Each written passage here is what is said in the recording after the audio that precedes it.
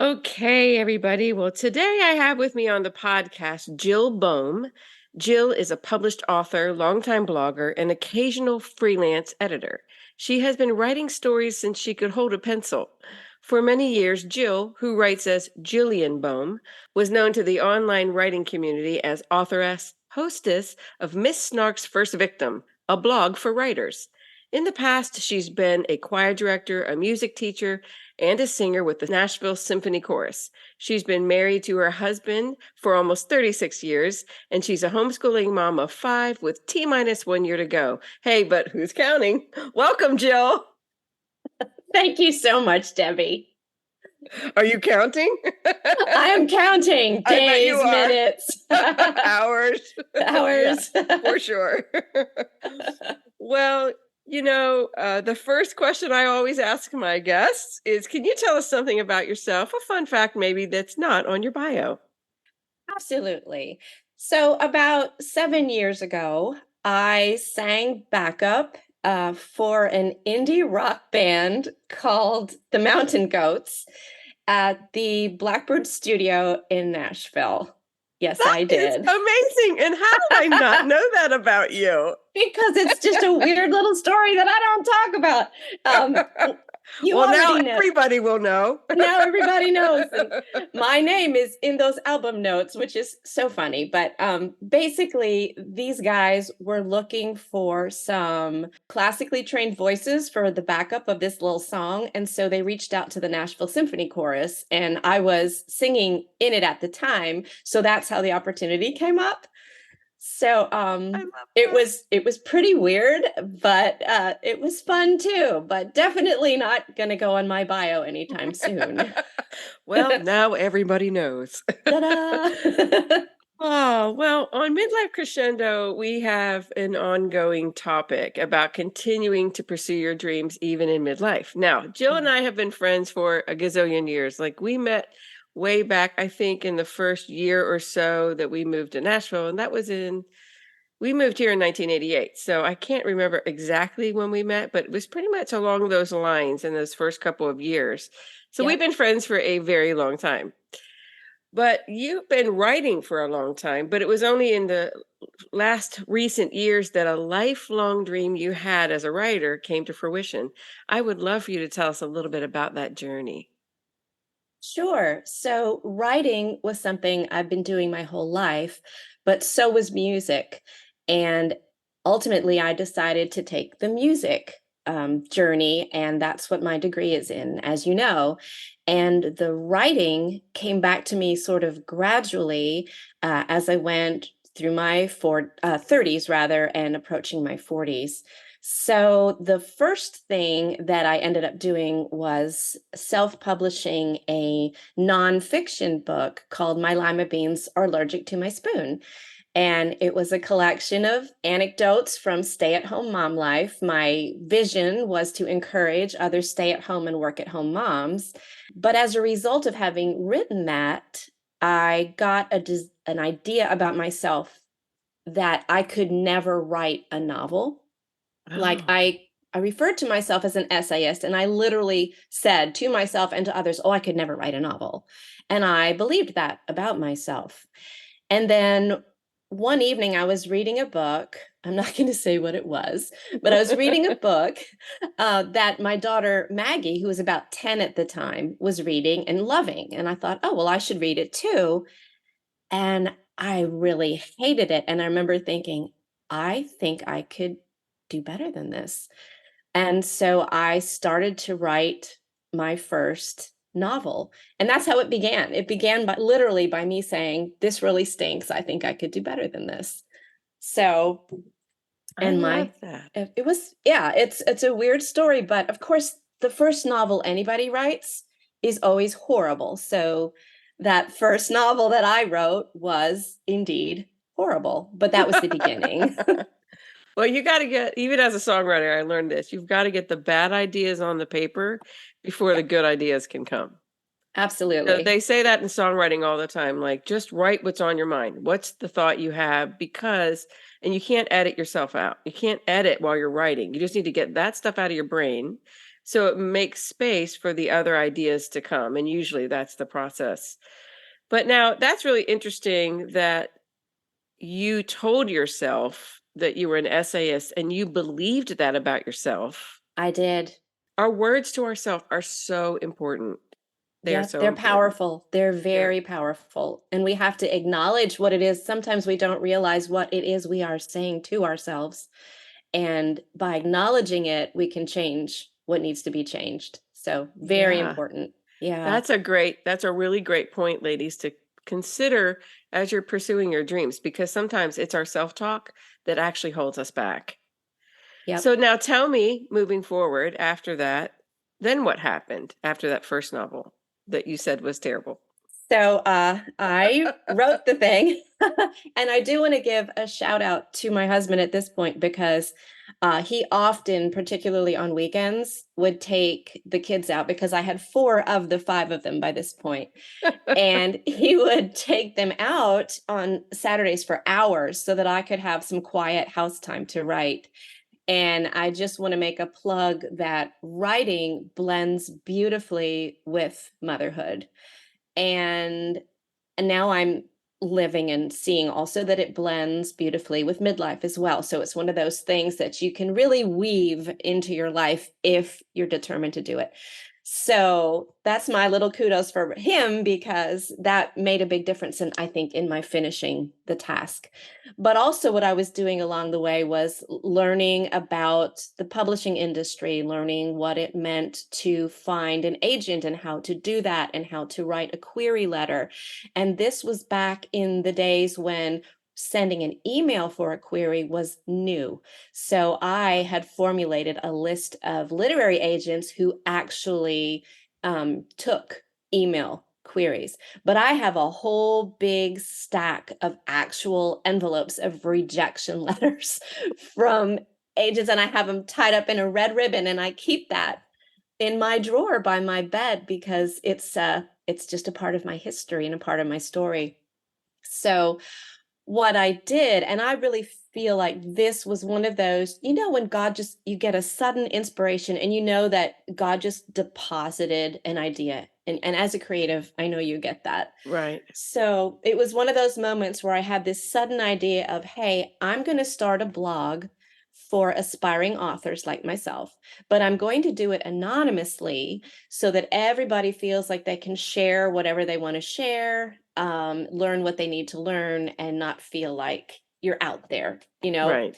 So I chose the moniker authoress and started that blog in early 2008. So that was one of those things that just started and took off very rapidly and became really popular for a while. I think that's because there wasn't a lot out there at the time. Twitter hadn't really taken off yet. Instagram was just fledgling, and there weren't a lot of contests for writers. And I began something that was called a secret agent contest, where I got a literary agent to come on, not say who they were.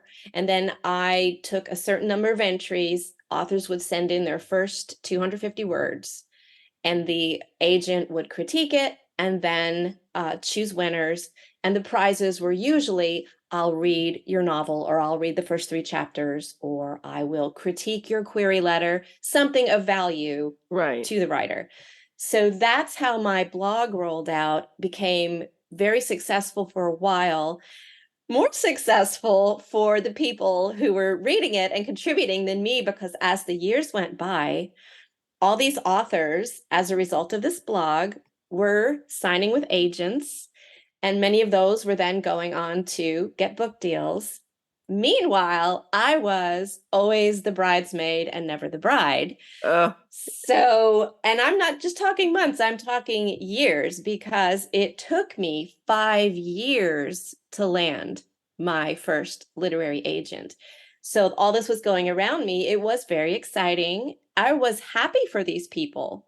But you know how it is when you're aspiring to something and those around you are getting what you are desiring and you're not. And not only yes. that, but you're a vehicle for some of their success. Yes. So there were some pretty rough stretches for me emotionally during the journey, and times when I just felt like I couldn't do it anymore. I was gonna ask you what some of those hurdles were and if you ever felt like you wanted to give up. Absolutely. There was I have a clear memory of one afternoon in my then baby daughter's bedroom, kind of lying on the floor because that's what you do sometimes when you have a baby. Yes. And I was crying and I was telling God, I can't do this anymore. I'm quitting. I can't do it. And then 10 minutes later, I was still lying on the floor, but I had come up with a new story idea and I Of was course. lying there working it out.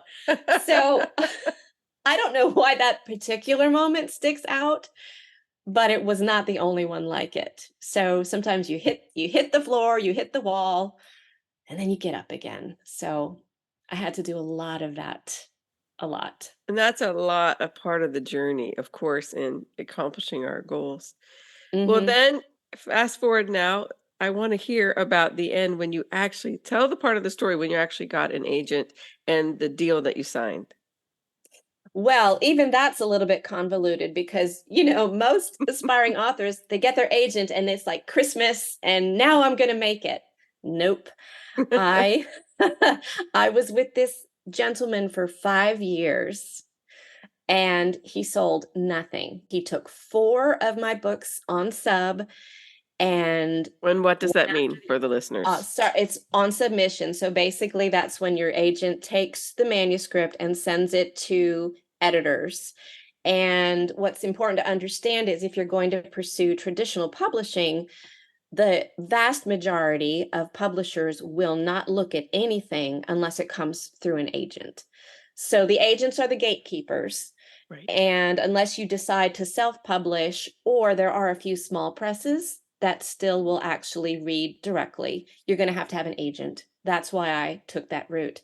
So 5 years, 4 books on submission, 0 sales. And I'm still having happy things happening on my blog to other writers.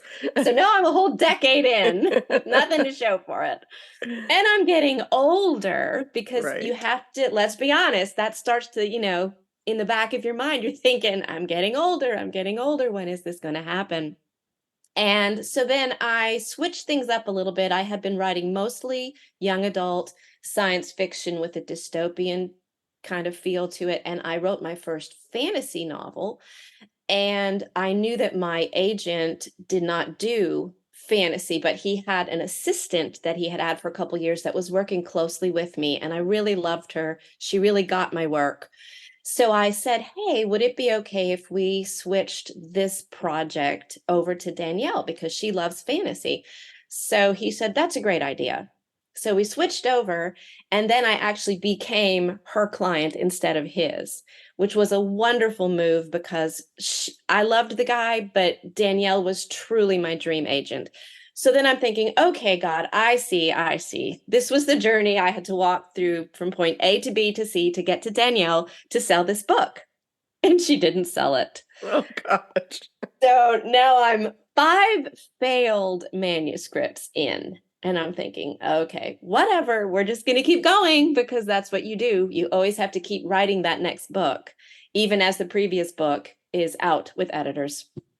And lo and behold, that's the book that Danielle sold. So after a total of 12 years, I finally had a deal with a publisher. I love that. I just love that. Your tenacity, it takes persistence, tenacity, and that will to keep going to make that dream a reality. So you Yes. just had to find the right timing and the right person and the Hmm. right publisher. I mean, all of those things have to align They in do. order for you to have that result. But I'm so excited for you. And you signed a 3 book deal, didn't you? It was a 2 book A deal. 2 book deal. Okay. And then they had for the third book, it's the first right of refusal. So they didn't want to commit to a third book, but they I didn't want see. anyone else to see it. So That's wonderful, though. I'm excited for I was so excited when that happened. Of course, we celebrated big when that happened. of course. Well, has accomplishing that dream goal affected you or your life in any way? How has it What a good affected you? question. Um, it's funny because when you want something for so long and you keep striving and doing the work and trusting God's timing, and then it happens, it's amazing and it's wonderful, but then life just keeps going, you know? And so you have to decide what's my trajectory. Right. So, and I'm still writing, I'm still doing the thing, but other than really just giving me an incredible sense of thankfulness and accomplishment, and also I think really helping me to realize and embrace that, you know what, you really are a writer. This is a gift from God. This is what you do because it's how you've been designed. So that's been important to just embrace that. And more than just, accomplishing a goal, it's really just this is my gift. And now what do I do with it next? Right. And that's kind of where I am right now. I'm still writing fiction, but I'm also pursuing, like, okay, God, how do I use this next and for the rest of my life? And so I don't know. I guess the truth really is I'm still on the journey, if that makes Yes. sense. I think we're always on the journey because midlife crescendo is all about continuing to pursue and continuing to move forward through our life and not expect it to be a downhill spiral. Right. There's another book, Stephen Covey and his daughter wrote it. It's called Living in Crescendo, which I didn't even know about it until Wow. after someone sent it to me as a gift after I started my podcast. That's great. And it's all about that your greatest work is still ahead of you, always. We never stop growing and learning and contributing unless we choose to. Yes. We have the option to do that. So I love that about your story and that you're still growing and still pursuing God and in what he has for you and how he wants you to contribute to the world around you through writing. Well, I'd love to ask you this question, and you may or may not have an answer, but has following that dream specifically in writing affected or had any kind of impact on your kids at all? Oh, I love that question because it had a profound effect on my oldest daughter, Maggie, because she read that first horrible novel that I wrote, but she loved it. And because of that, she started to write herself. And she is not published yet, but I read for her. So of course I do. I critique her work and she critiques mine. She's one of my most valuable voices and she's so gifted. I can't wait for the world to one day be able to read her stories. And she will tell you herself, well, this is because, my mom wrote a book when I was 10. And the first story that she wrote was very derivative of what I wrote because that's how you learn. Right. Um, I love so that. yeah, and so I'm so proud of her and so thrilled that that happened. That even out of my fledgling, I'm going to try this new thing, and children watch us and they pay attention, and she did, and so that's the most exciting thing for me that came out of it for my kids. Yeah. Uh, from a celebration standpoint, when my first novel was released and we had my big release party, all five of them were there. And that included Maggie, who had to fly in from Denver just for the event. So it was very, very much a celebratory, let's support mom thing. You know how that feels. Yes. So, I yeah, love that. yeah. Well, and our kids do watch us and they learn from us. And I think it's really important for women to, even as being moms, that we continue to pursue those giftings that God has given us because Hmm. he's created us to impact the world around us, not just as mothers, but as women in the world. We Oh, have gifts yes. and talents. I've always remembered that when I was struggling with pursuing music when I was midlife, and I felt guilty even just leaving the kids for an hour or two to go take classes in the jazz workshop. My Yep. my son was like, I miss my regular mom, not my Oh, not my no. singer mom." Oh, And no. I was like, "Oh," but my husband said, "Hey, mom's given her whole life to us this last decade. It's time for us to support her and what God is doing in her life through Yeah. her." And that was such a blessing to me. So I really encourage women to pursue those gifts and talents God's given them, even while balancing family life. Tell us a little bit about your YA. I always YA fantasy novels. Is that what they're called? Yep. Thank you. I don't know all the technical terms. Is there anything you'd like to tell us about the storylines of those first two novels that came out? Sure. The first one is called Storm Rise, and it was published in 2019 by Tor Teen. And it is, at its heart, a fantasy retelling of the story of Mulan. And everybody knows that story because of Disney, but actually, the Disney story is based on an ancient Chinese poem called The Ballad of Mulan. And there isn't a whole lot in the poem other than she dresses like a boy and she goes off to war and she wins and nobody knows she's a boy. So that's very bare bones. But that was the inspiration for Disney's Mulan, which I actually love and didn't watch until I was an adult. It just was not on my radar. And when I did watch it, it inspired me right away, like, hey, I see some potential here. So that's Storm Rise. And then the second novel is called The Stolen Kingdom, also published by Tor Teen. It came out in 2021.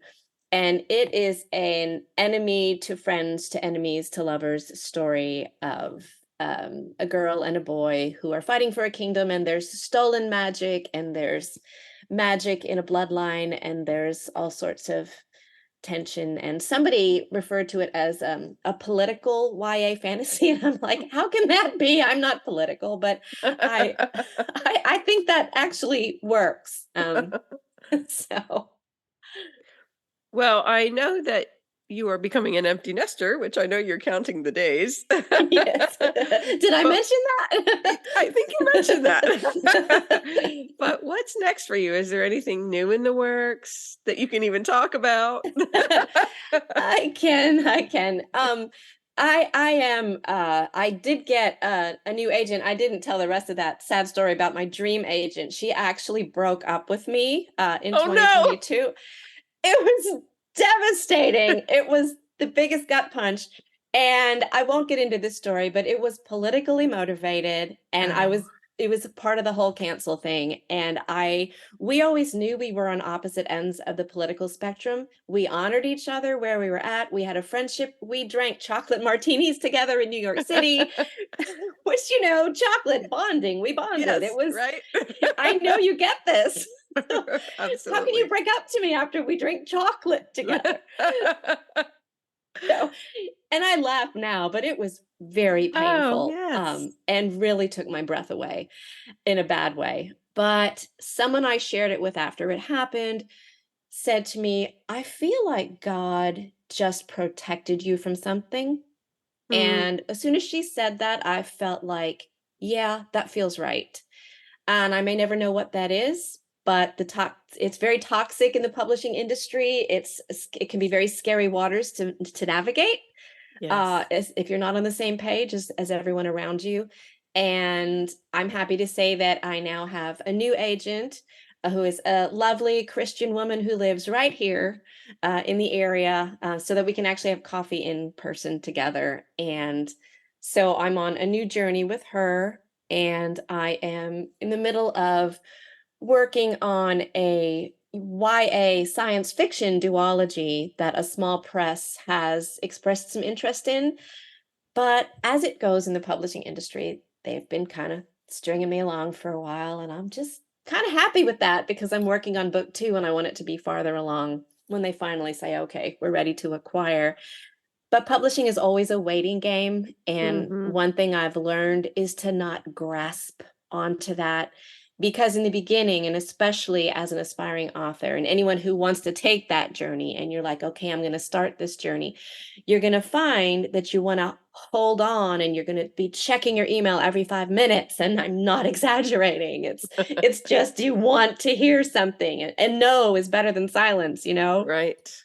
But then as you walk through the journey, you realize, okay, the pace is the pace, and I'm either going to try to get a chokehold on it and make myself crazy, or I'm just going to release it.